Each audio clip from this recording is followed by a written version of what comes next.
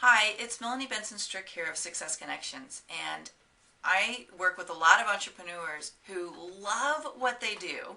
They're really passionate about it, really good at it, but somehow get stuck when it comes to the operations and learning how to run their business in a way that they can make good money and still enjoy what they love the most. So I put together a few tips that I'll be sharing over the next few days on how you can tap into some of the things that I teach, the systems, the formulas, the strategies, the tools that are going to help you be able to do what you love the most.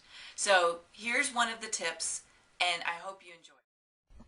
You see, everybody has a different style, everybody has a different way, and there's that old saying that, you can't eat an elephant all in one bite. But interestingly enough, most of us, we tackle a goal or a project just seeing the whole thing like, I'm going to write a book, and that's your project plan, writing the book, and you don't understand why it's so hard to sit down and get motivated to work on it.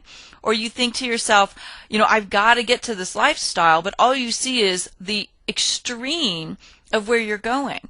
And I know there's many people in the Fast Track program who've been saying, I'm so overwhelmed by how big my vision is.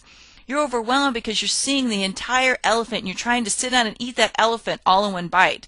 And there's those restaurants where they have those hamburgers, like those huge hamburgers, and they challenge you. They basically will pay for your hamburger if you can eat the whole thing.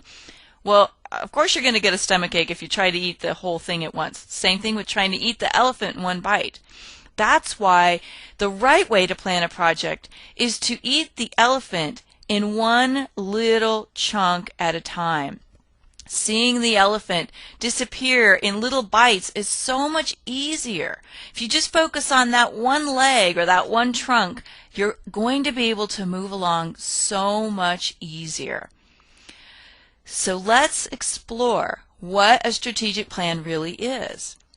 It's the approach or process that you're going to use to achieve the goal. Okay, so the goal is separate from the plan. And you might even think of it like a recipe or a system that generates a proven result. Now, if you have a mother or a grandmother or a family member, maybe you've got that uncle who cooks the perfect steak, right?